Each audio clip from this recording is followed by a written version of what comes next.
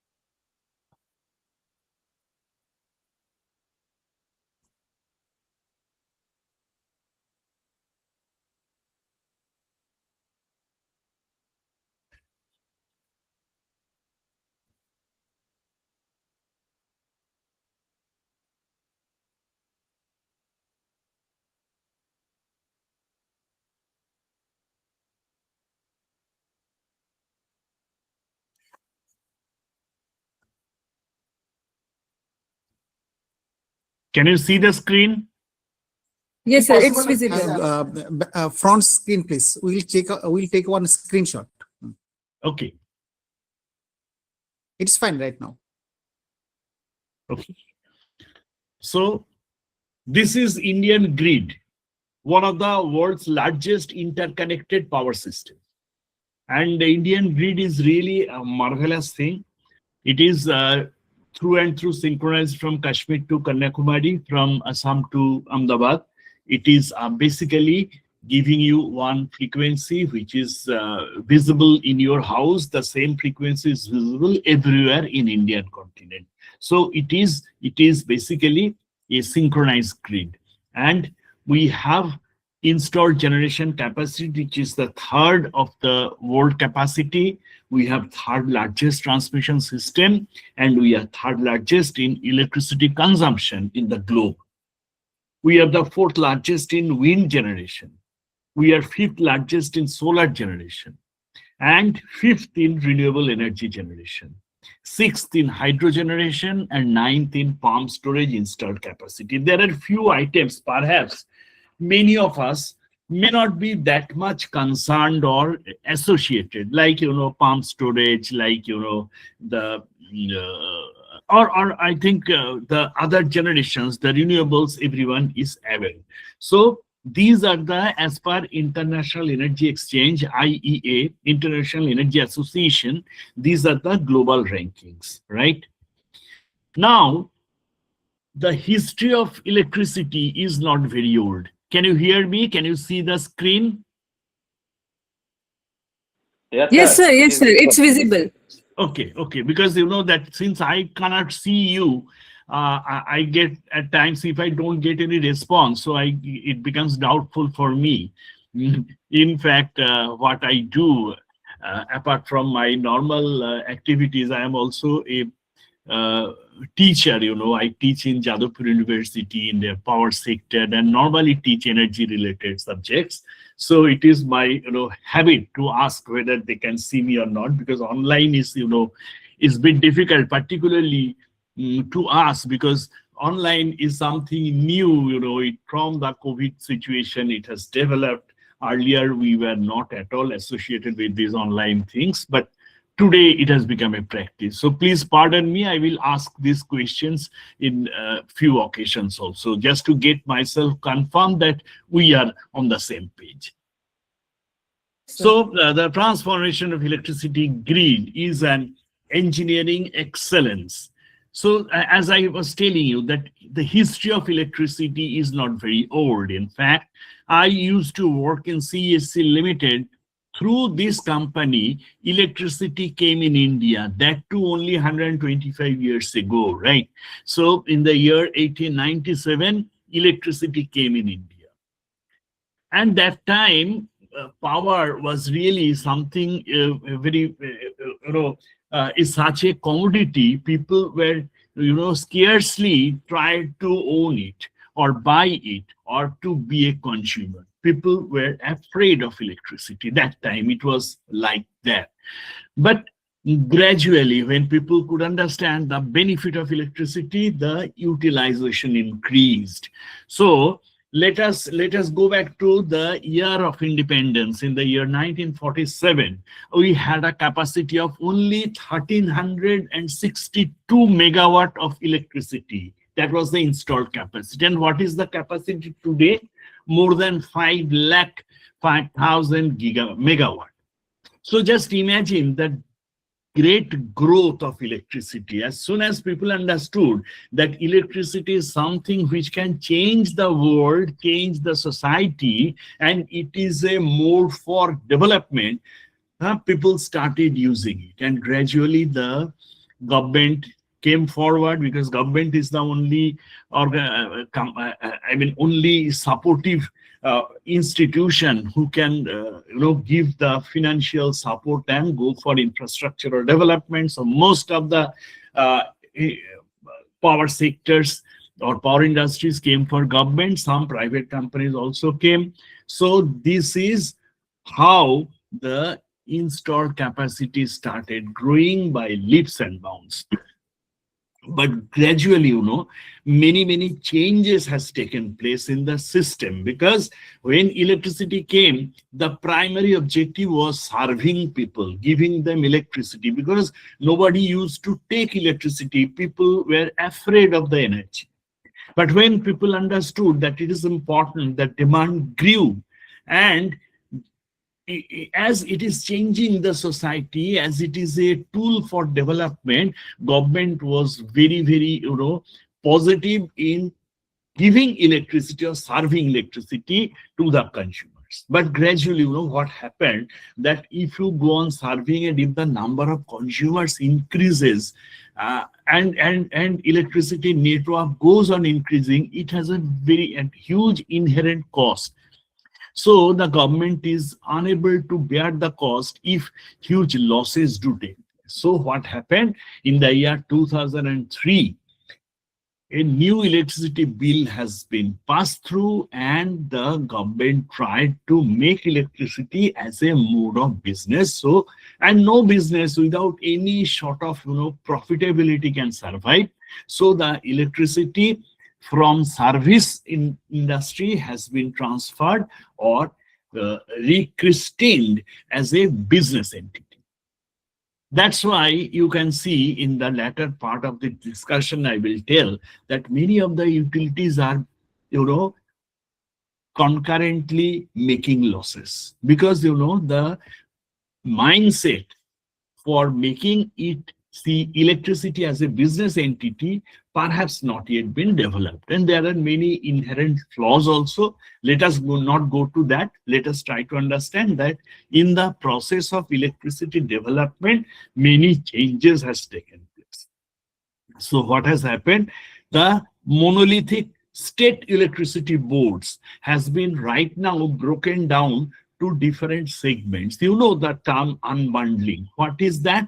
Earlier, one company, one state government who were responsible for generation, transmission, and distribution used to make the entire electricity services. But the accountability could not be identified, that who is responsible for what, because as a whole the entire activities were looked after by the head of the organization. So the government decided to unbundle or to break it in different segments: who is generating, who is transmitting, who is distributing. So these were the unbundling process which has taken place. So from monolithic, it has it has become a differently it changed its name, and function changed based on the business area. So that change has taken place from 2003 onward. Now competition, electricity, earlier there was no competition. Now the government decided that if competition is allowed, then efficiency will improve. If there is no competition, there will be, laxity of, giving things better, making things better. So to inculcate competition in the system, the government made it to inject efficiency, the government made such a process that electricity can be made competitive. So these are the changes what has taken place in the process activities, but not in technology. Technology change also has taken place. We will discuss on those. Now the 21st century Indian national grid, and you know that the area of India is 32 lakh, that means 3.2 million, 32 lakh 85,000 square kilometers. So this is the Indian footprint through which electricity network is spread around. We have a population of 1.44 billion, that means 144 crore. Our peak demand is more than 250 gigawatt. Our installed capacity, that was in the last year, now it has become 515 gigawatt. It was 505. So let us talk about 505. Our daily energy is 4 trillion watt hour. which is substantially high. We have 4,25,000 circuit kilometer of extra high voltage transmission network. We have generation, non-fossil generation is 160 gigawatt. That details will come later. So this is basically the mammoth structure of our power sector. As I was discussing, the transformation of business, the transformation of mindset, the transformation of operation that we are discussing here, the characteristics of old regime to new regime. That means, suppose 20 years before, the electricity business as it was has now had a paradigm shift. Load growth, in fact, when the system, the people started understanding the importance of electricity, they started drawing more and more, and the connections were more, because that is basically a seller's market. So they can whatever they have, everything. There was huge demand of people, so the electricity grew very, very fast.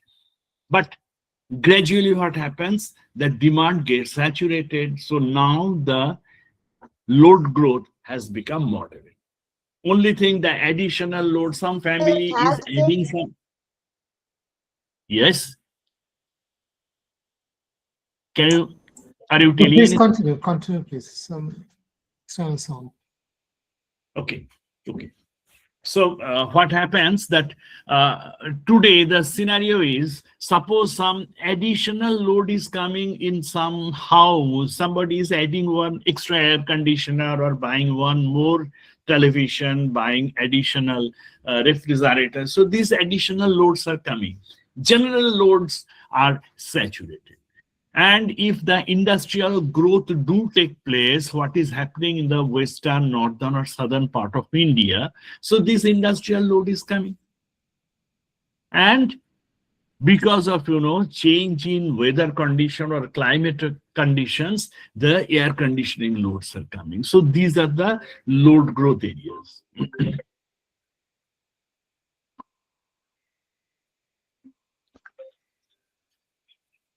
Excuse me. Yes. You got the report?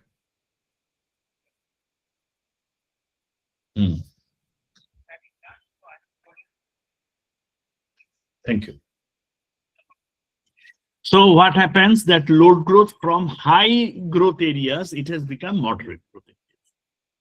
Now, earlier, the operating paradigm, it was centralized. I told you that earlier we had, bundled operating system. One state board used to control generation, transmission, distribution. Now it has become decentralized.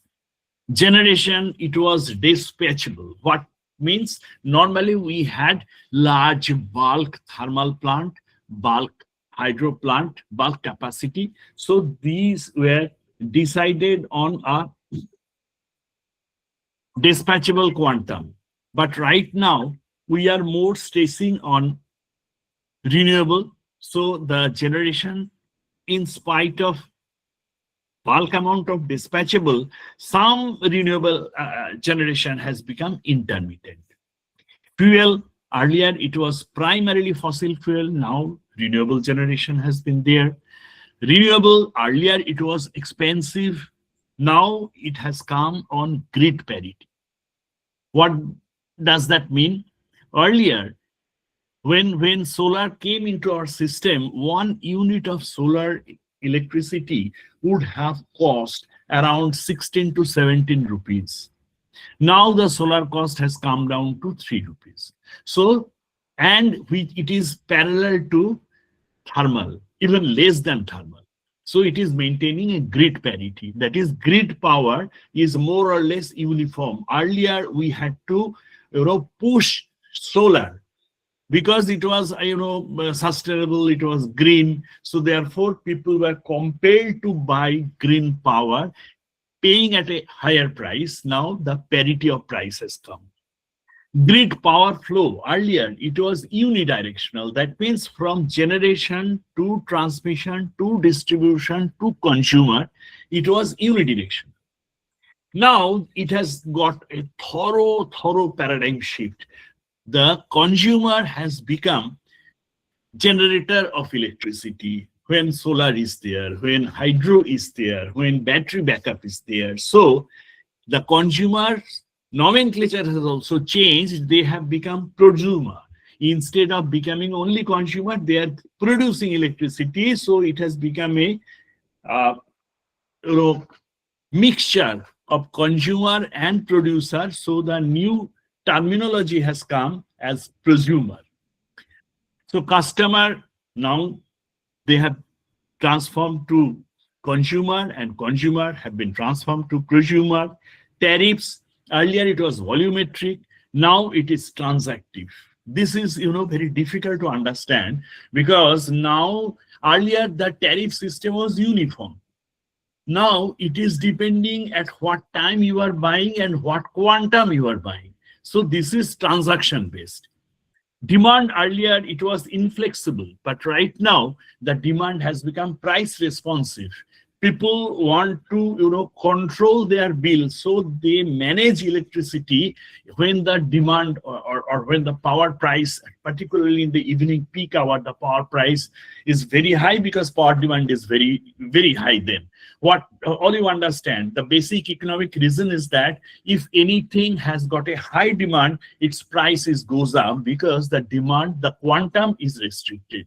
My energy availability is limited. So if the demand is high, the price becomes high at that time, and that time is normally the peak period. So people cannot pay that much of price, so they try to reduce their demand. So it has become price responsive. And one very important thing is that earlier data, less amount of data used to be generated, and handling of data was more or less easier.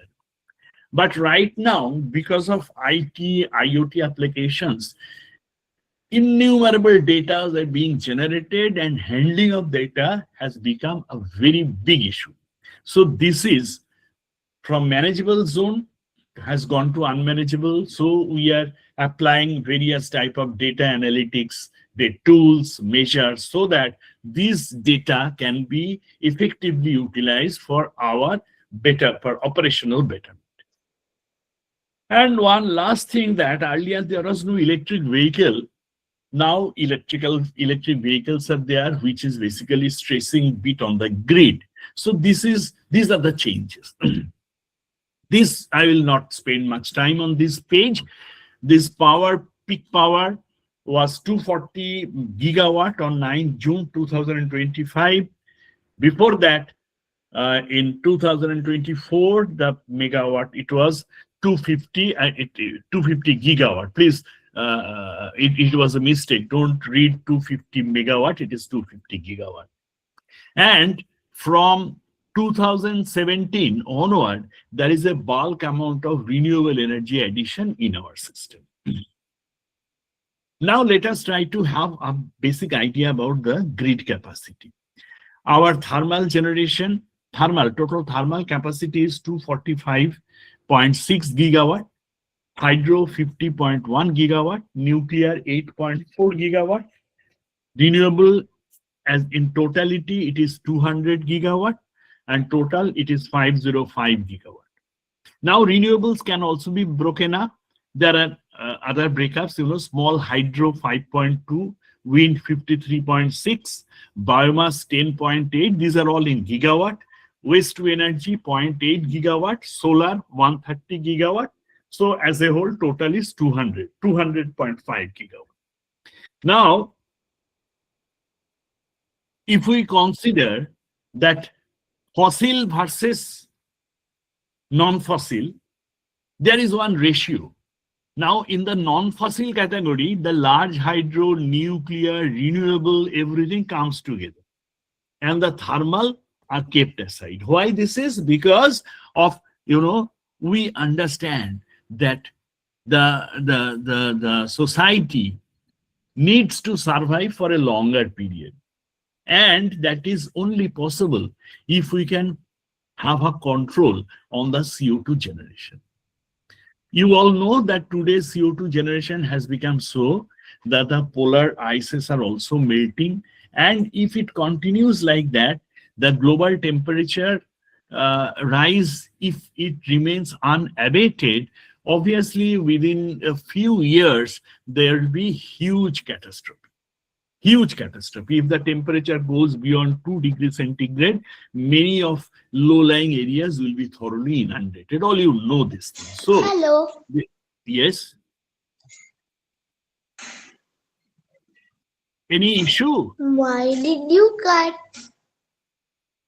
Papa, sticker. Amma, Papa, ಏನು phone ಮಾಡ್ತಾ ಇದ್ದಾರೆ. Phone message ಮಾಡಿದ್ರು. Hello, it's my earnest request from all the participants to please mute yourself. Pappan message ಅದೇನೋ sticker ಅಂತ Hello? ಕಳಿಸಿದ್ದಾರೆ ಅವರು. Madam, can you please check this? Otherwise, it's a bit disturbing for me. I can't Yes, understand. sir, sorry, sir. I'm presuming it's somebody's response. I think some kid is there. So can you please request? Yes, sir, yes, sir. Sorry for the interruption. I have requested.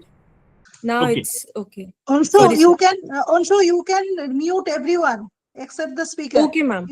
You Okay, have the ma'am. authority Okay. to do that. Okay, Thank ma'am. you. Sure. Thank you. Sorry for, So, and in Indian power sector, all you know that the generations what we have, and so there is the entire generation is not uniformly distributed. Obviously, the resources are not uniformly distributed, so we have skewed resource distribution, which are the primary source of energy. And earlier, the primary source of energy was thermal, the coal. So the mines, the peathead mines or the generating plants used to, install near the coal mine areas. The generating stations were very close to the coal mine areas. So you know that the Chhattisgarh, MP, Odisha, they have become the power hub because many mines are located, and even West Bengal also.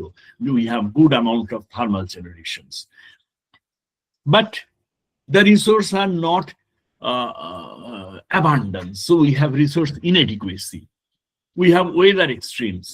We have diversity. So these are the challenges in Indian power sector. Snapshot of current energy landscape. I am giving you here a comparison of 5 years. Total installed capacity in 2020, it was 375, and 2025 end, right? It has become 510. Now it has become 515. Non-fossil share, earlier 2020 it was 38%, and 2025 it has become 51.6. In fact, it was the commitment of government to grow green energy, that is non-fossil energy, in a larger extent. Solar capacity, 2020 it was only 40 gigawatt. Now it is 132.8 gigawatt. Wind capacity was 38 gigawatt. Now it has become 54 gigawatt. Peak demand, it was 190 gigawatt. And you know that in 2025, it was 241 gigawatt. Renewable generation share was 10%, and it has become 22%. There is a dichotomy or enigma that although our energy installed capacity, renewable installed capacity is our 50%, more than 50%. Out of 505 or 510 gigawatt, 245 is the thermal, and rest is almost 255 or 260 close to is our renewable. But why its contribution is only 22%? That is a really question. Its answer is that renewable is intermittent, and renewable is unpredictable. You cannot get solar throughout the day. You get it only in the day period. Wind, you get when the wind blows. So as a whole, the capacity utilization factor or plant load factor of wind or solar is close to 20%. So if a plant gives only 20% of its output as energy, how can you get a high number from that? So with this renewable and supported by hydro, only 22% we are getting. So the government is planning to install a good number, more in number of solars and wind, so that the percentage can be increased. In fact, we are targeting to increase renewable or green energy more than 50% in the total energy basket. So that is a real challenge. Trends in electricity demand and peak load. 2014, we had a peak demand of 148. 2020, 183. 2024, I told you it was 250. 2025, 241. And we are projecting 2030, it will be 300, and 2047. Why 2047? Because that is the Amrit Kal of our independence. That is 100 years. We are expecting we will be a developed country by this period, and 700 is expected to be a peak demand. And annual growth is envisaged to the tune of 4%, 4 to 4.5%. Installed capacity expansion and renewable integration. Coal and lignite capacity 220. We are by 2025, it will be 246.9. I told you 245 something, and only some growth will be there. Gas 25. We are expecting additional 20.1 will be there. Solar 40. It is 132.8. Wind 38 is expected to be 54 now. It's close to that. Large hydro, it was 45.8. Now it is 50.4. Nuclear 6.8 to 8.8. Now we are focusing more on this nuclear. We are focusing more on wind. Why these two are important? Because nuclear is, whatever you can say, it's a clean energy. If you can get rid of the challenges of nuclear explosion or something like that, nuclear is a safe energy. If you have any query on that, I will discuss. Now, energy map of India, you can see there are three pictures. One is coal. You can well understand that the coal mines are indicated. The solar map, you can see the orange areas, which is of very high solar insolence, and less solar insolence in the eastern region. So this is solar energy is abundance in India, but still its degree is much more in the north, in the north, and in the in the western region. Similarly, wind map, which is also not abundance in the eastern region, but in the western or northern region, and in the southern region, the wind is more. If you study geography and see the wind flow range, you can understand that why the wind potential is located in those regions, why the solar potential is located in those regions, and coal is basically on the geological reasons, and from time immemorial, the vegetables which got arched inside due to various reasons. So that generated coal. It's not directly related to this. So Indian wind potential is now almost 100 gigawatt, but it can be extended to 300 gigawatt if the technology is changed. The solar energy is abundantly available in India. So we can, if land is not an issue, and presently we are not doing everything on land also, we are utilizing water for solar generation. We are floating solar is a very common practice now. So there are huge solar generation capacity, and coal reserve we have sufficient, but we are not stressing on coal because of, global warming. We are the fifth largest producer of coal. This is the Indian grid structure. I was talking, many times I referred grid, so I am a little bit tempted to give some idea about the Indian grid. Initially I told you that Indian grid operates in synchronized manner. So to make the operation easier, Indian grid has been distributed in 5 distinct zones: the northern zone, northern grid, the western grid, the eastern grid, the northeastern grid, and the southern grid. And every regional grid has its own characteristics.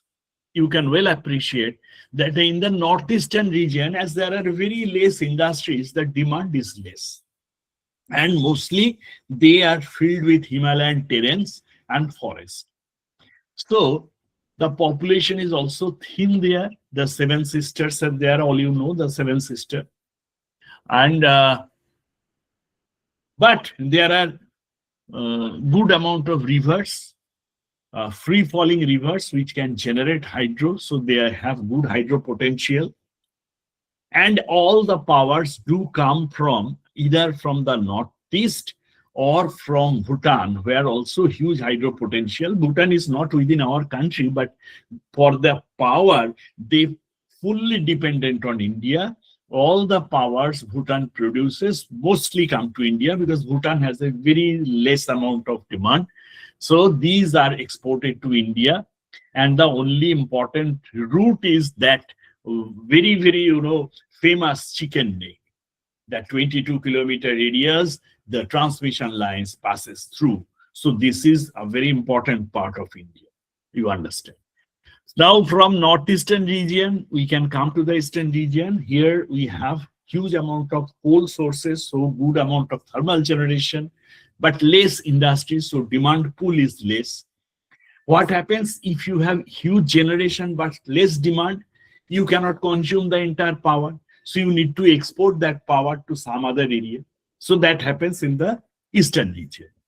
Then you go to the western region. Western region is comprised of Maharashtra, Gujarat, and MP, part of Chhattisgarh. The eastern region comprises of Jharkhand, Odisha. Odisha is now becoming industrially developed, so Odisha do have a generation or do have a demand, but Odisha is also have very good amount of generation because of coal sources. So as a whole, the power is surplus, and from eastern region, it tries to flow through the main demand areas, which is the western region and northern region. Northern region comprises of from Kashmir, Himachal Pradesh, Punjab, and UP. So all these are more or less industrially developed areas, but they have their own challenges. They have snow-clad mountains. They have very hot summer, particularly in Rajasthan area, Punjab area. So this is a mixed demand. And from the western region, northern region, you go down to southern region. It has got its own characteristics, more or less throughout the year. It has got a generally high temperature. Monsoon is there, but they have industrial demand, they have agricultural demand. So they also have less generation capacity used to import power from the eastern region and central region, but now they are becoming surplus. So the power flow as a whole in India happens from east to west. East to west, because east has got huge generation but less demand, so surplus power goes to the west, and not only west, to the north also. And north has got thermal generation, hydro generation, but you understand that hydro generation is dependent on weather condition or the climatic condition. it is not uniformly available throughout the year. In the winter region, when the rivers gets converted at ice at the top of the mountain, the river flow becomes very thin and hydrogeneration is difficult. So there is a periodicity in generation. That is the challenge of hydrogeneration. So in that time you need stable power from the eastern region. It depends on the seasonally the flow changes. So that is the challenge, happens in the grid operation. So to make the grid, functional and to make the power available from one zone to others and uniformly distributed all around India, we need substations and power plant equipments, or substation or transmission distribution equipments.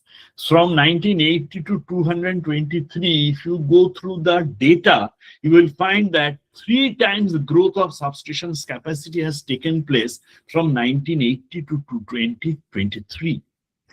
Now, what happens that unless you have sufficient capacity of power transmission equipment, you will be making bottlenecks in transmission. So even if you generate, you are unable to transmit the power to the area of demand. So there will be shortage of power. That is not desirable. So whenever there is demand rises, you need to give generation and give adequate transmission network. That is extremely important in power sector design, operation and management. 9 times growth of transmission lines in India from 1980 to 2023. The distribution plants, suppose the transformers, switch gears, they are stationed, and all the power what is generated from a generating stations are coming to that through different overhead transmission network. You must have seen that there are towers, the transmission lines. So if the transmission lines are not adequate, you cannot bring power, and you have to make adequate transmission lines so that if one transmission line is inoperative, you can divert this to others, through others. So we need to make the transmission network like a cobweb to make electricity available from all generating points to the consumer points. So this is something which you see that in the while moving in train or going through car by car, you can see the transmission lines, networks. But why so much network is required? That is required only because you need to cater the demand from and connect the sources to the consumer point. So these are the requirements. So as you understand that 9 times growth of transmission lines in India from 1980 to 2023. So now we have 476,547 circuit kilometer of transmission lines. Power map of India is quite unique. In fact, what we have tried in the central zone, we have made a circular grid of 760 kV backbone network. And in this backbone network, the power from different generating stations are coming from the surplus zone to the demand zone. The power is getting diverted. So this is basically our primary 765 kV backbone network. In some cases, we have got HVDC where synchronism is not possible, or we find that enough of quantum of power surplus exists, but there is less taker. So we try to transfer the power through HVDC grid. And so we have got huge amount of 500 kV to 800 kV HVDC grid. We have got 400 kV grids, which are the primary grid now. Earlier, 220 kV grid was primary. Now it has been elevated because the demand and the supply has gone up. So we have elevated the voltage level. It is 400 kV, and inter-regional capacity is 1,12,250 megawatt. That is from one zone to other zone, what power can be transferred. This indicates that Indian power grid and transmission network is very, very big. You just try to understand that the nature of power, the violet or the pink are the power input. The orange ring is basically acting as the 765 kV grid I was talking about. The pink arrows indicate that from the northeast and eastern region, surplus power is coming to the grid, and from the blue arrows identifying, which is coming out from the grid, you see the arrow direction, they are meeting the demand areas in south, east, and north. And another green line, which is basically an imaginary line, this line indicates that the renewable grid network, what we are doing, since the renewable is variable and intermittent. Variable renewable energy, you cannot bank on renewable energy completely. So therefore, if you add something variable to a discrete network where you have already calculated this much amount of power is coming, now you add another source where the power is always fluctuating, there will be, huge ups and downs in the network transmission. So therefore, to make the power system stable, we have designed one different imaginary lines where the renewable powers will come and will be tapped on to different zones based on their requirement.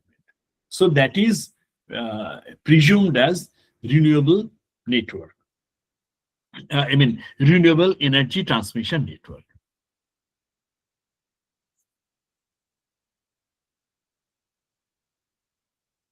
Now the power transmission highway, it is something GIF. I'm trying to explain that these are basically the Indian power flow directions.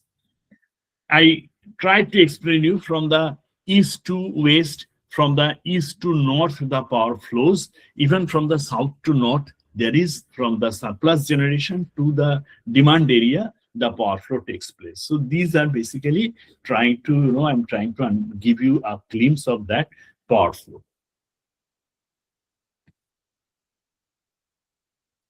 So these transmission lines, I'm trying to explain that what is the transmission.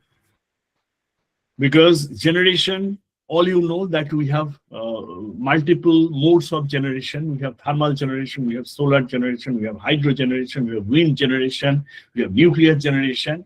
And all the generating companies or the mode of, the generating processes are different, but ultimately they result into flow of electricity.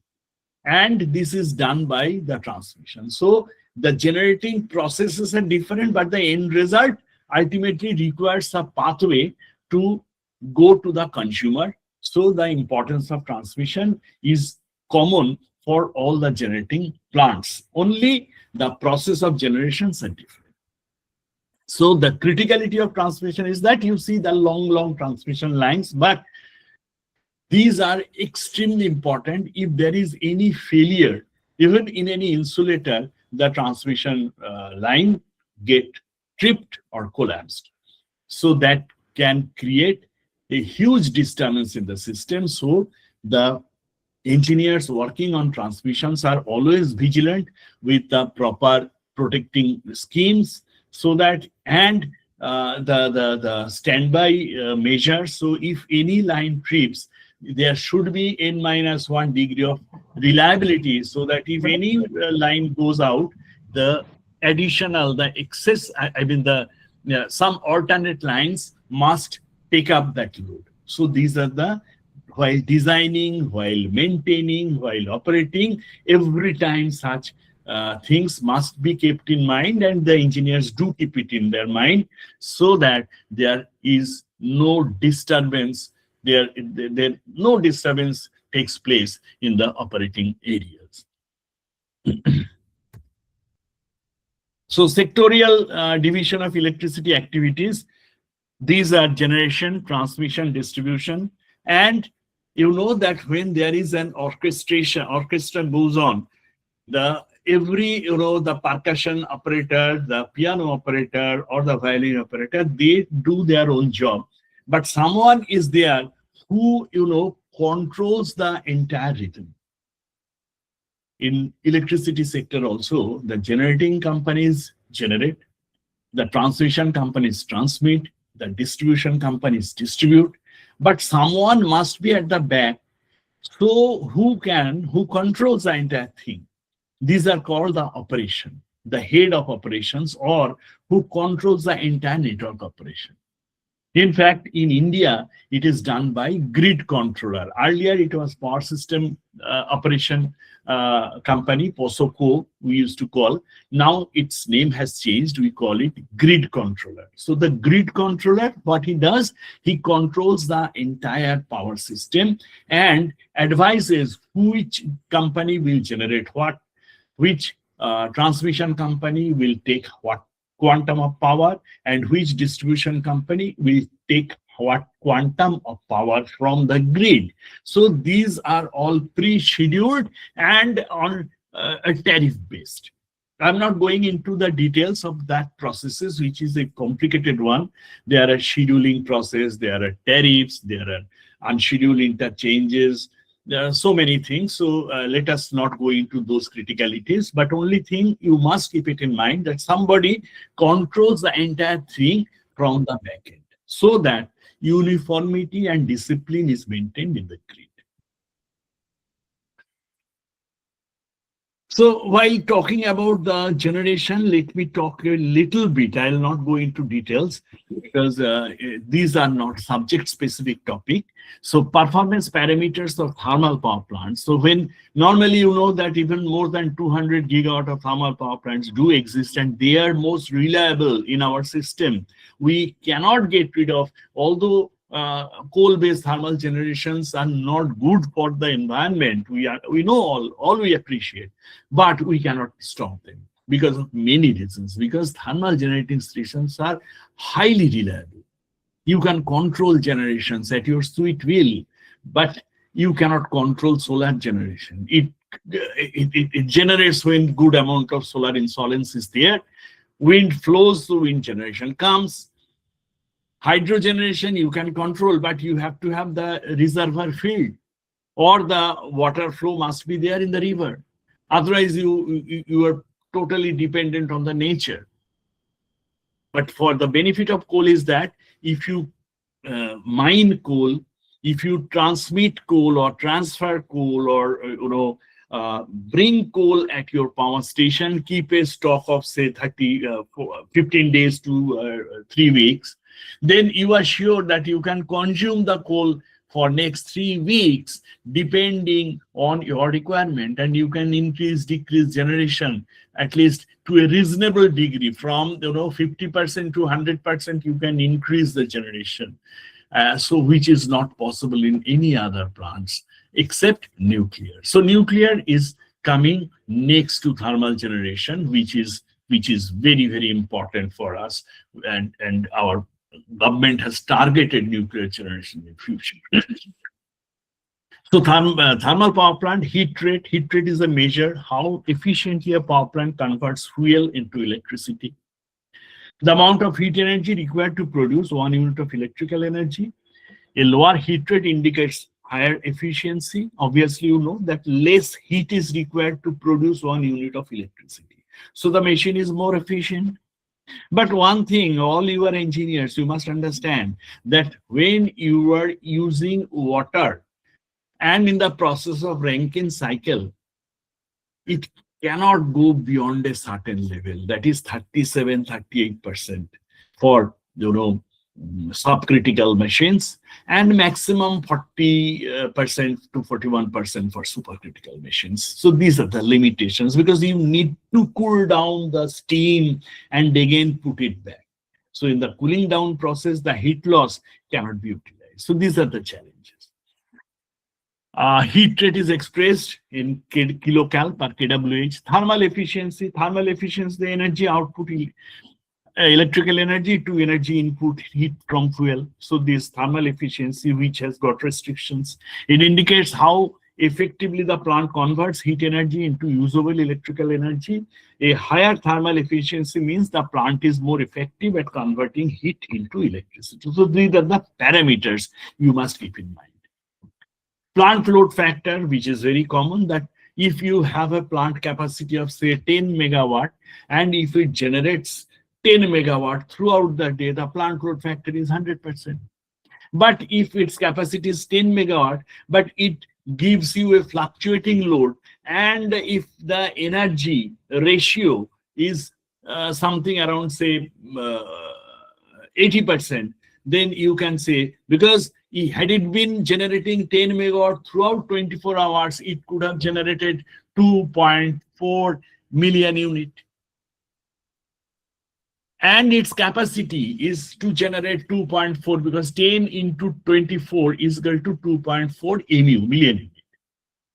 Now, if you find that there were load fluctuations in the machine, so as a whole, its energy output has gone down, because energy output is depending on how much load you are extracting from the machine. So if you find that as a whole, the unit energy has gone, instead of 2.4, it has gone to 1.8, then surely you can say that its plant load factor has gone down. So by the ratio 1.8 by 2.4, that is the ratio, it's the plant load factor, what could have been and what has been.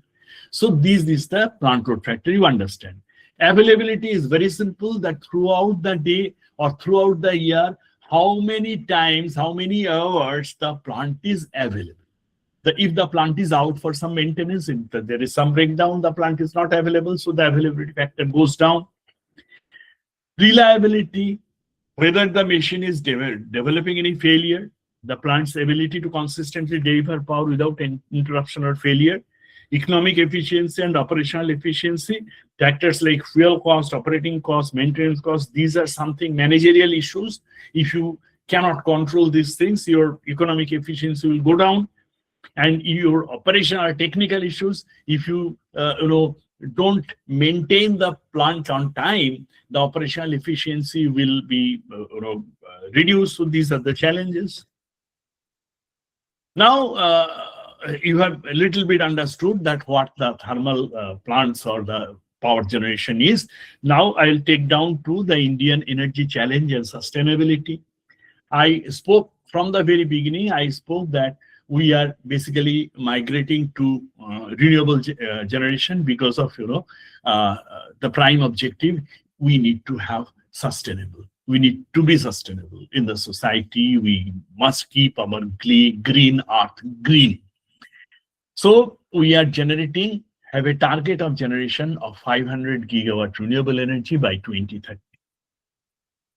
Now we are close to the target, almost half, more than 255 gigawatt of renewable energy and 245 gigawatt of non-renewable energy.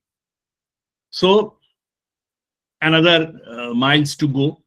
We need to generate another 240 gigawatt of renewable by 2030. But if you go on using making renewable energy, that will not solve the challenge. You need to create a market. Who will take your renewable? Because this is variable, this is not that much reliable. So we need to make a market of that. So these are the challenge areas. Issues on power reliability and variability of prices. India has got a huge price variation. In Mumbai, there is one price. In Kolkata, there is one price. In Chennai, there is a different price. So this price parity has to have. Legal framework to adopt emerging technologies like distributed renewable energy, DRE. Electric vehicle, at what rate you will sell the energy for electric vehicle, microgrid, what are the ways, how engineers or boys can be encouraged to develop microgrids. No such policy has yet been developed. Another thing is that increase electricity demand, loss reduction in distribution. These are the challenges. Indian INDC, intended nationally declared commitment, INDC, under climate change, 50% of electricity installed capacity will be non-fossil fuel by 2030. We have made 50%, but that is on the installed capacity. Still, we are 22% on energy level. So our target is now to make this 22% to 50%. So that will be one of our major targets. And reduce dependence on oil imports, development of energy storage. So these are our requirement. Energy storage means it is not big oil tankers. Energy storage means battery storage. How battery storage is coming into picture or pump storage coming into picture? Because you understand that since our renewable energy are variable renewable. So what happens when there is good solar power, solar insolence, your generation goes up, but you don't have enough of demand to take that energy. So what we need, if we could have stored that thing, at the time of necessity, we could have utilized. So there comes the requirement of battery storage. Though additional energy, what is being generated, if it can be utilized to charge the storage, then that charge storage can be utilized at the time of need. That is the effective utilization. So there are two types of storages. One is such electrical storages or electrochemical storages, which is done by the battery. And the other is during day period, if I can lift some amount of water at a higher level, and the water can be brought back to the ground level, and in the process of high speed of falling water, I can generate some hydropower. So that is the physics of, or that is the principles of pump storage. And the pump storage requirement is huge in India, just to supplement the VRE issues. So more renewable requires more challenges, and more challenges requires more investment and more technology for generating the battery electric supply system, BESS, which is called the storage and pump storage. So these are the future challenges. I'm just keeping you aware of this thing. So we have renewable management centers, since we are, spending and, working largely on renewables. So we require renewable energy management centers, and we have good number of renewable state to regional to national renewable energy management centers distributed all over India. I talked about the transmission. So, the transmission networks primarily form the grid because they are distributed all over the country. But, natural calamity do take place. So the grid must have good resilience. Otherwise, for every, small problems, the grid would have, there is a possibility of grid collapse. But that does not happen, because our grid is physically resilient and electrically resilient. Physically resilient means that there are many floods, many small earthquakes, definitely large earthquake I'm not talking about, but reasonably small earthquakes, 4 to 5 Richter scale or even up to 6 Richter scale, we have seen that our transmission network can withstand this. So from the time of erection, from the time of commissioning, we have taken consideration of these areas. And even if huge, inundation, huge flood, the transmission networks can sustain with little or minimum interruption. Natural disasters, I'm giving you some pictures. So these are the earthquakes, floods, cyclones, where without much of trouble, we could have sustained. So this is the resilience of our grid. Electrical resilience means that when there is a huge fluctuations of load, how the grid behaves. Does the grid, breaks down or shuts down? But no, it has not. It doesn't happen like that. We are the third largest system of the world. And there are you cannot predict which company or which area will take load more or which area will take load less. But our grid is so designed and so protected in different logics that we are capable of managing this. Some amount of generation frequency fluctuations the grid can absorb. So this is the beauty of Indian grid. In fact, it was tested in the COVID period. You know that there was a light off situation on something 4th of April in 2020. I'm sorry, 3rd of April 2020. The Prime Minister requested all of us to switch off. And the grid was obviously a much lesser capacity that time because the industries were not operating. The grid was only about 160 gigawatt. And in that period, even 32 gigawatt load was dropped. But the grid could sustain the fluctuations. So that is the beauty of Indian grid. Not only it is physically safe, but electrically it is also safe. Now I am coming to the third part, which is the most common part, most difficult part of power sector, that is the distribution. Why it is difficult? Because so far you are generating in bulk. So far you are transmitting, you are also transmitting in bulk in the range of megawatt, gigawatt. But when you come in the consumer level, it becomes watt or kilowatt level. That means if you reduce the quantum of the offtake, what happens? The number increases. That means earlier from one generating station of say which is having 500 megawatt capacity, it is supplying power to 50 lakh people. That means 50 lakh consumer. So 50 lakh consumer has their own challenges. You need to give them supply electricity and put electricity at their doorstep, give them bill, obviously correct bill, and respond to their issues. So the challenge of the distribution companies are extremely high.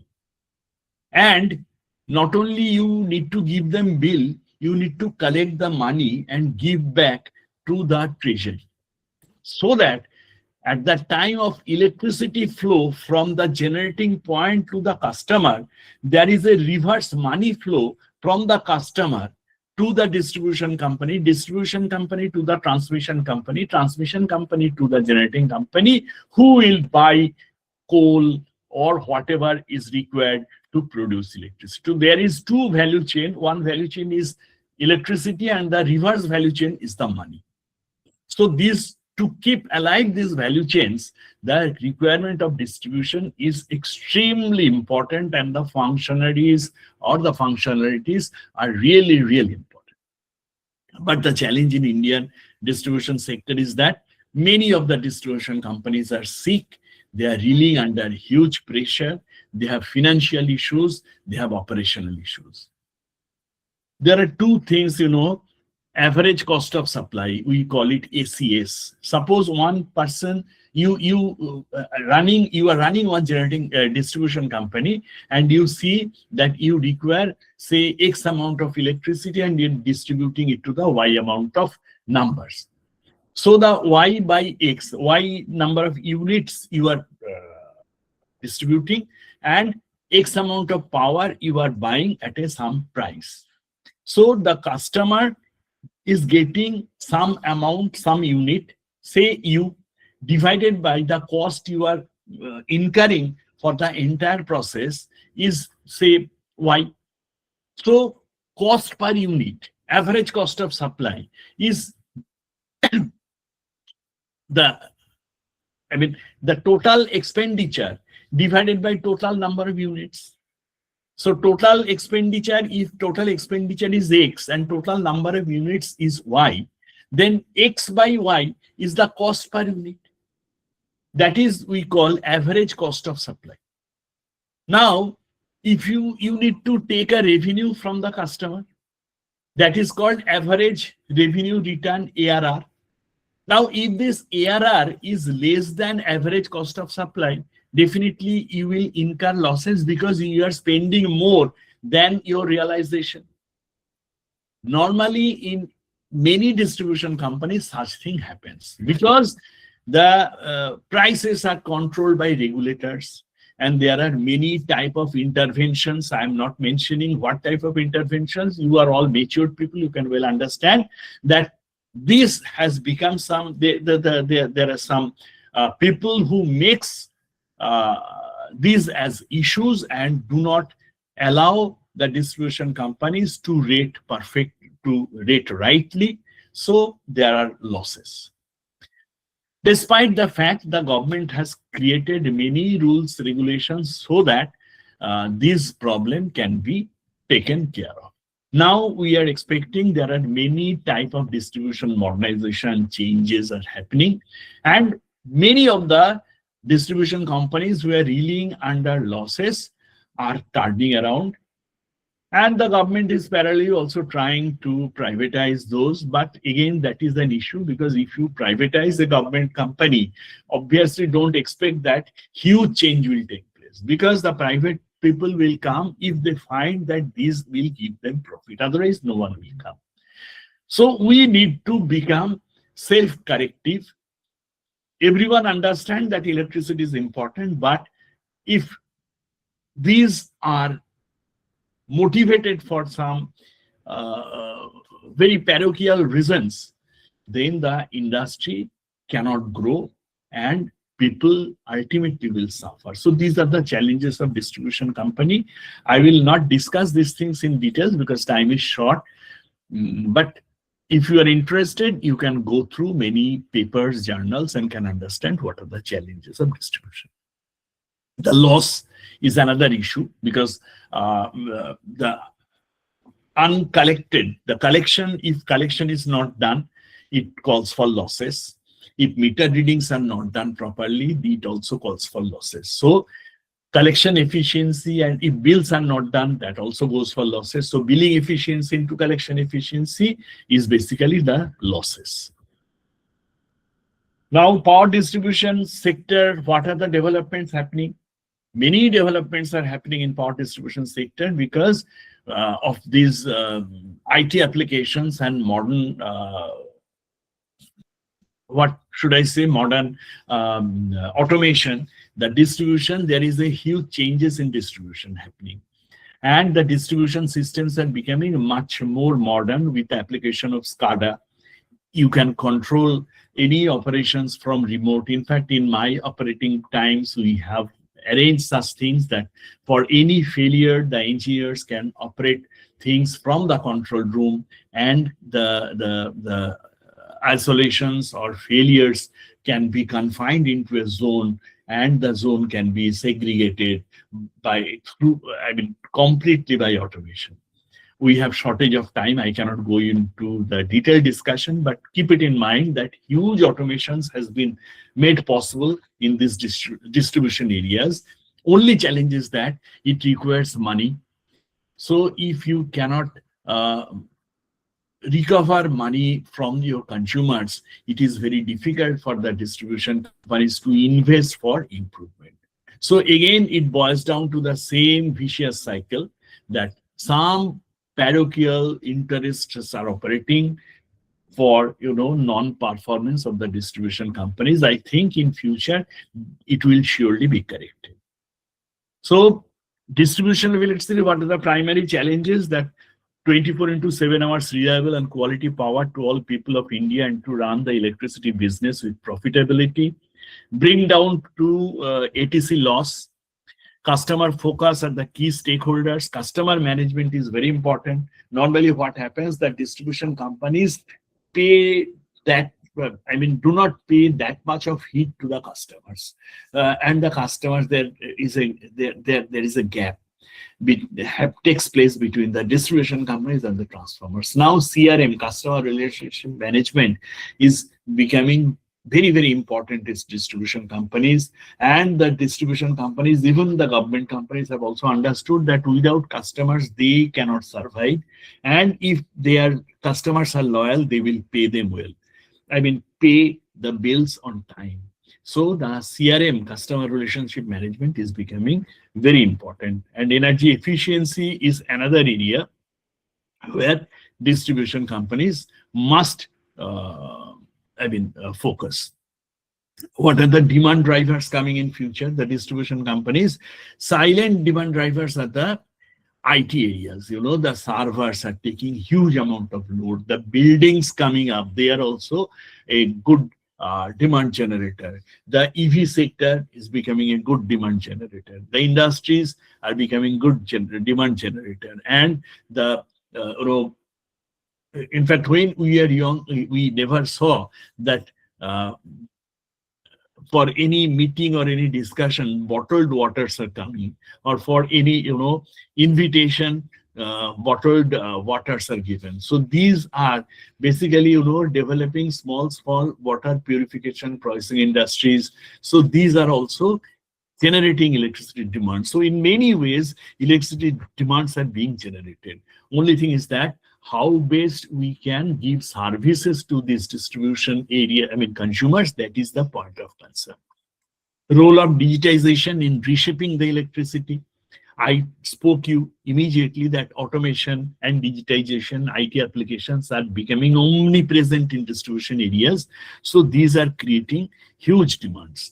You also might have heard about smart grids. So this smart grid is that a grid which can manage its own problems. That is called self-healing. Earlier, you can see there are two different pictures. One is traditional grid from generation to transmission to distribution to consumer. And the present grid where the generation, transmission, distribution, consumer, it is there. And parallelly, there are other storages, there are other, solar plants, there are wind plants which are intermittently connected and giving supplies. Now, it has become much more complicated system. So you have to make quantification of power, what is going in which direction, whether there is any failure or not, if there is any such trouble to take place, how to take care of that. So these are coming in the smart grid. And I'm giving you an example, not going into the criticalities. You can well understand that suppose in the evening period, the load is growing and your solar generation is dropping. Now, if the solar generation drops and load grows, what it will impact? It will impact that you cannot balance your entire system with your generation. So you need to add some more. Now, depending on the flow of electricity, that it's changing its direction, because either it was drawing power, it had started drawing power from the grid more, because earlier the solar inputs which I had at the daytime, in the onset of evening, the solar inputs are getting lowered. So what will happen? It will try to draw more power. Now, seeing the sensitivity, sensing the power flow or the quantum of power flow, it can generate a signal of switching on the battery banks or switching on some other generators. Now, if it happens, the grid will be able to balance the current flow. So this is basically acting as a smart grid. So smart grid is that you create logic. Based on the logic, the grid will take its own decision of operation. Priority area. So I have a very small time left, so I will just touch this thing, that energy efficiency is extremely important for us. If you can improve the efficiency of your operation, basically it is equivalent to adding generation. If you can improve efficiency, say 5% of the total system demand, then of the system demand, you are virtually adding 5% additional generation. And one small exercise I can show you, that in a generally good system where generation efficiency is 92%, transmission efficiency 95%, sub-transmission efficiency 90%, distribution efficiency 85%, and consumer efficiency 75%. These are all high side. Overall efficiency, which is product of all, is coming to 50%. That means you are generating 1 unit, ultimately you are consuming effectively 50% of that.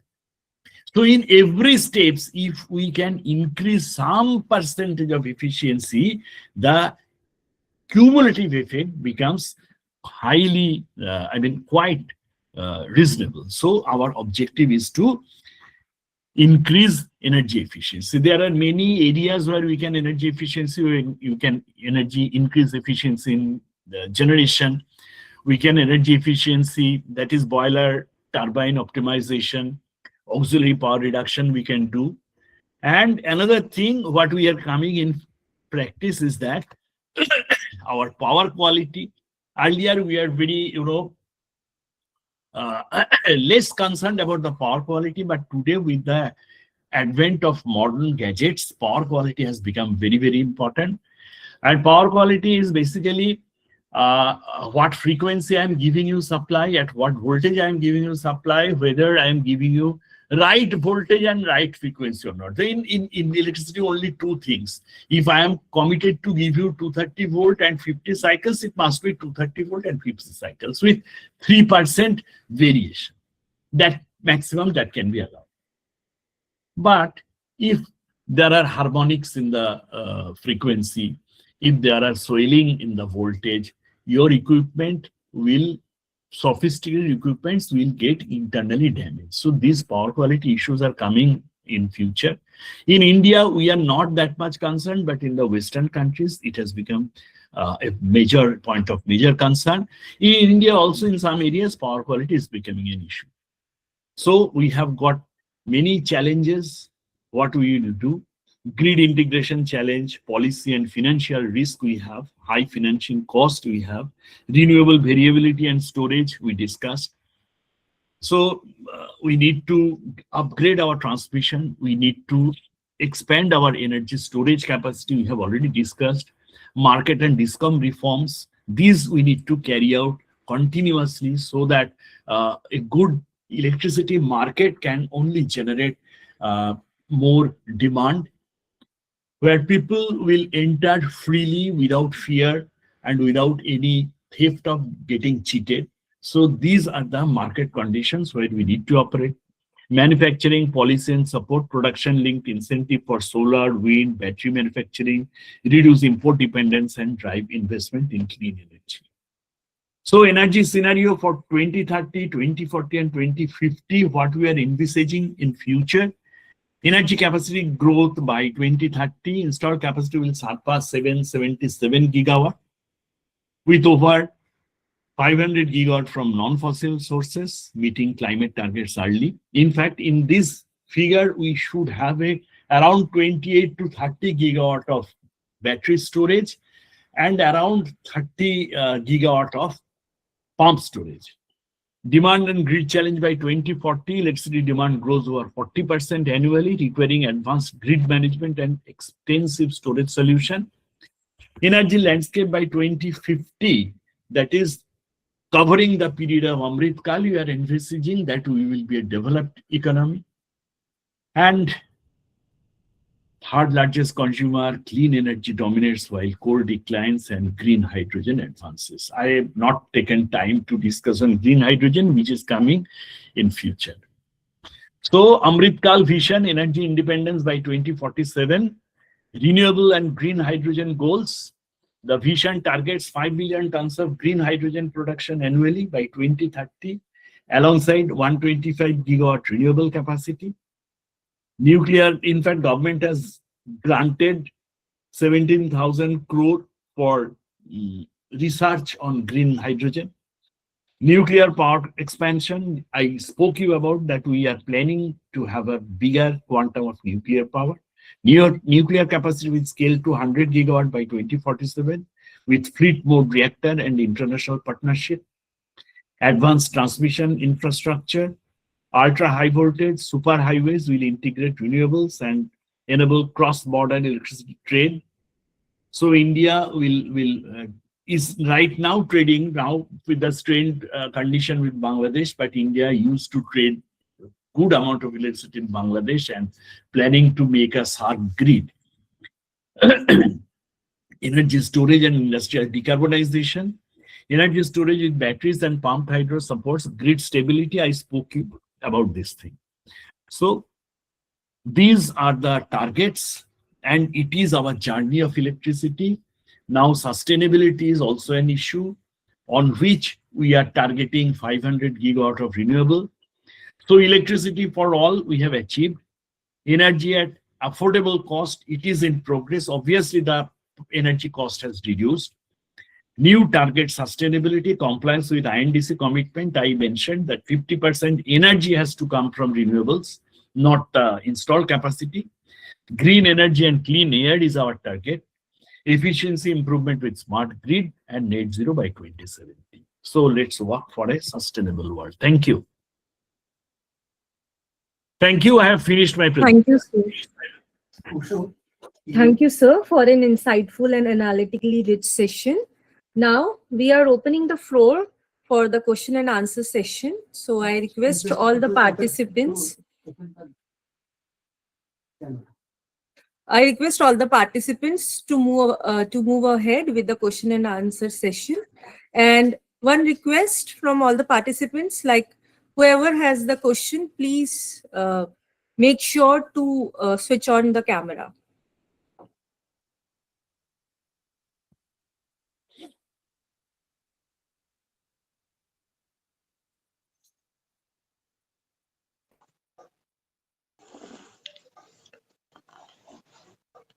Hello. Yes. Yes, participants. Once again, I am requesting to please move ahead with the questionnaire if you have.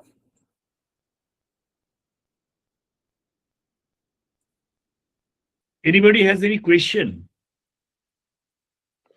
Sir, I have a question, not exactly it is a question.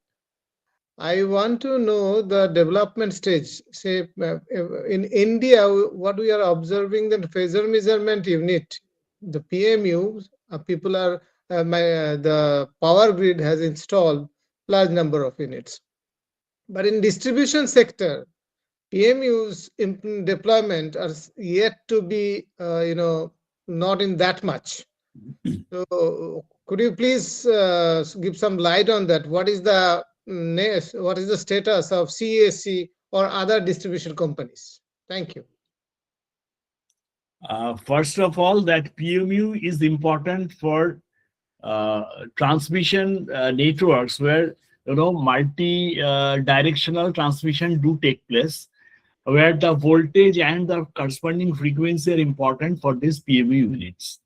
But in distribution, mostly, in most cases, it is radially connected. So these, there is not, any power flow criticality which takes place in distribution. So, and second thing is that even then, in distribution, I also mentioned that there is a finance shortage. And these are very costly equipment. So even if you think that you will provide, forget about this PMU, if you will provide more automation, and if you need to provide even 11 kV level SCADA, that is also not possible in most of the cases. Only in 132 kV level or 33 kV level SCADAs are utilized. 11 kV level SCADAs are not omnipresent, particularly in the rural areas. So had there been good amount of financial support, many technical developments could have been done, but unfortunately distribution sector is really under a huge financial problem. So such technical developments which are even possible cannot be done there. Thank you, sir. Any other question?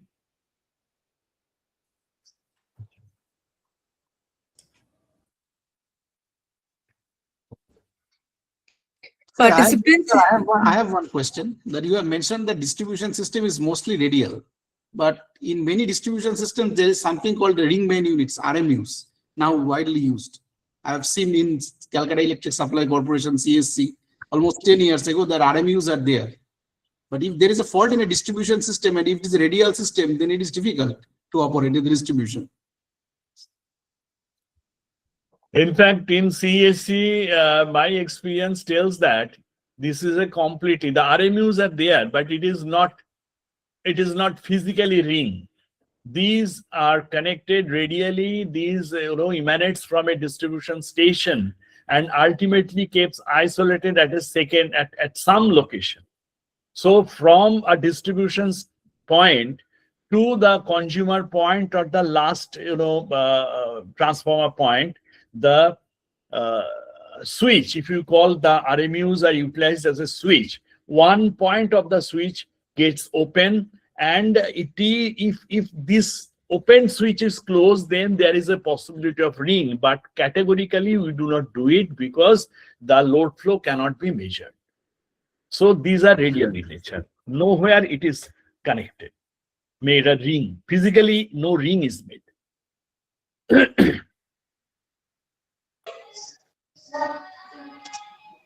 Sir, good evening, sir. Yes. This is Prasad here.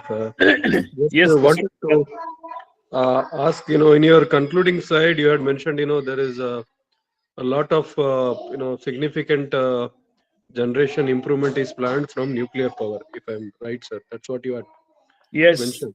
And one of your slide, if you look at in terms of today's generation, out of 505 gigawatts, if you look at nuclear power, the extension, it is very significantly very, very less. Correct, sir? Yes, only 8.8. Yes, yes, sir. And if you look at the typical life cycle of in terms of from the conceptualization to generation, because previously from a civil engineering perspective, I was involved in one of our reactor plants in Rajasthan.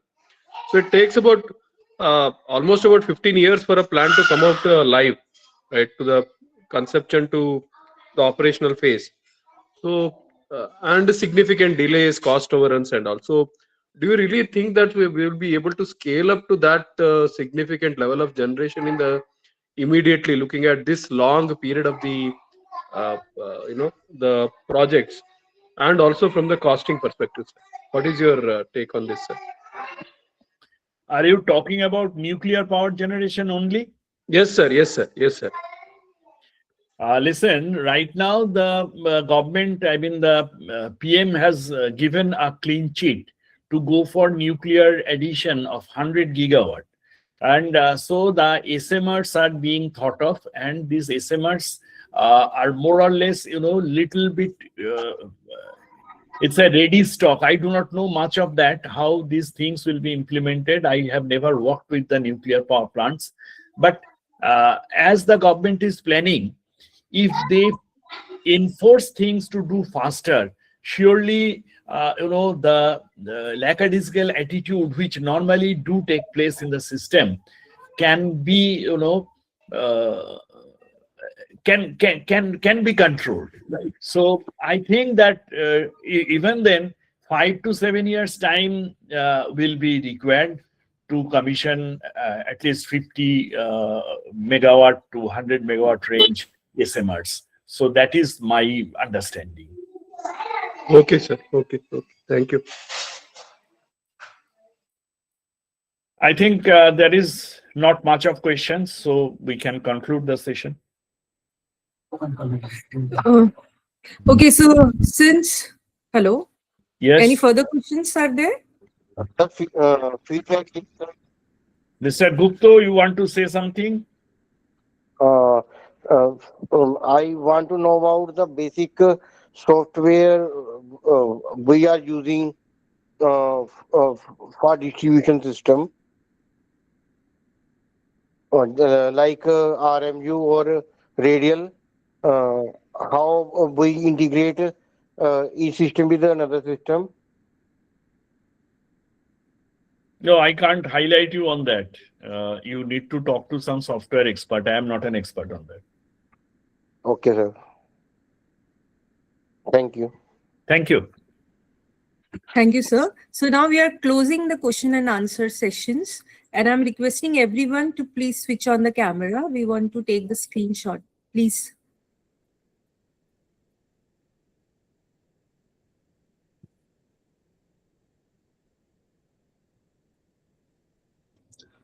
Shankar sir, if possible, then you turn on your camera, please. Okay.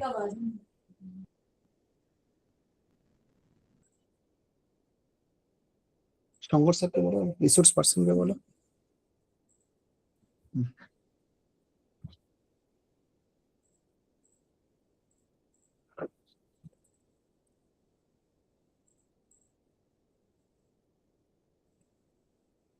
ঠিক আছে, অবশ্য ঠিক আছে বলে দাও। Okay, thank you everyone. Patto, is it okay? It's fine. It's fine. Thank you. Thanks a lot. Thank you. So I'm leaving, nah? You can leave right now. Good night. Good night. Participants, we have posted the feedback link in the chat box.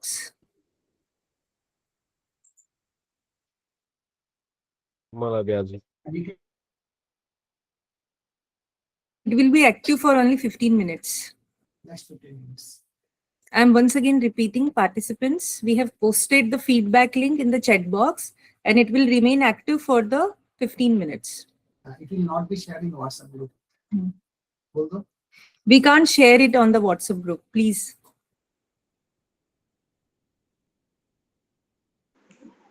Madam, Ma'am, it's not here in the chat box here. not posted yet. Where is the link? Which Sir, to find? Yes, ma'am. I can't find in the chat box. Yes, we can't find in the chat box. Yeah.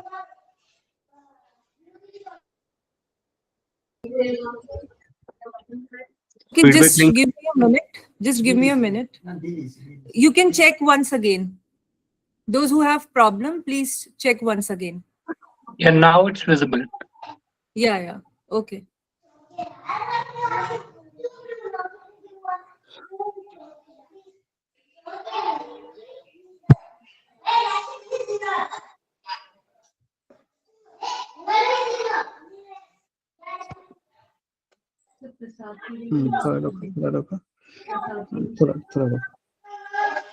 Participants are requested to make a note that a minimum attendance 80% across all session is compulsory to get a certificate from AICT portal. Minimum score of 70% in the assessment is also mandatory, and compulsory online feedback for the attended faculty development program through the Atal portal. It is also a mandatory and essential requirement for generation of certificate. And lastly, we have given one file in the confirmation mail mentioning reflected journal. It is also essential requirement, and that has to be submitted via email only. That email is given in the brochure. So 4 things are needed. One is 80% attendance, 70% for assessment, and online feedback, which will give in your respective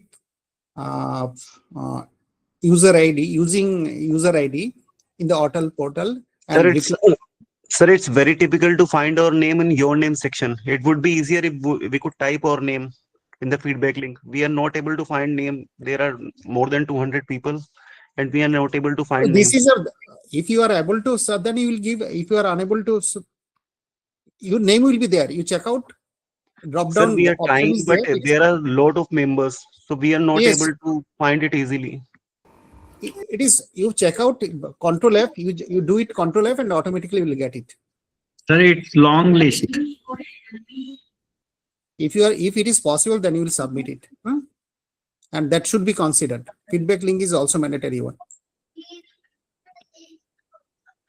Sir, that is okay, but it would take almost 15 minutes to find out our name itself. That's why it is a difficult. I am also searching for that. I cannot find Control my F name. is not working properly. Link is also working, and we have checked too many times. Try to use computer, not from Sir, it's the working, but we are not able to not find the from the name. mobile. Please listen The carefully. feedback link is not working. It is not active. It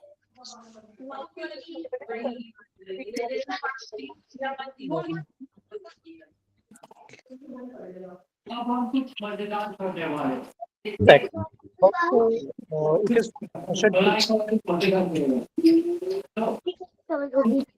after the submission, I got the message. It is for the session 2. Those who are telling that it is not active, please do it. It is active. I have checked many times, and right now I have checked also. Please use Sir, it is, mobile. Please use sir, laptop, not sir, it not is to give active, but anything from the mobile one. there is a humble request that please do not use a drop down kind of button for name.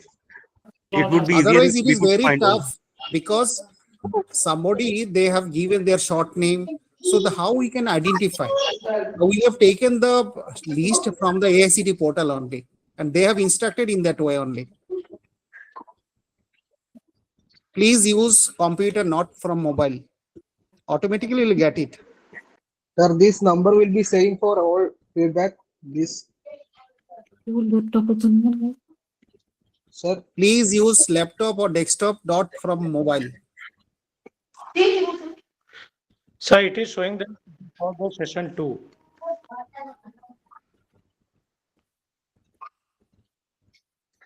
Hello. Hello. Maybe Sir, my you name have, is not reflected there. Dr. Pragati Kumar. are you a registered participant? Yes, sir. Your confirmation mail is received on this 11th January.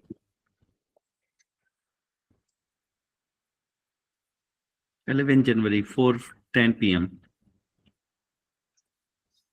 But my name is not there.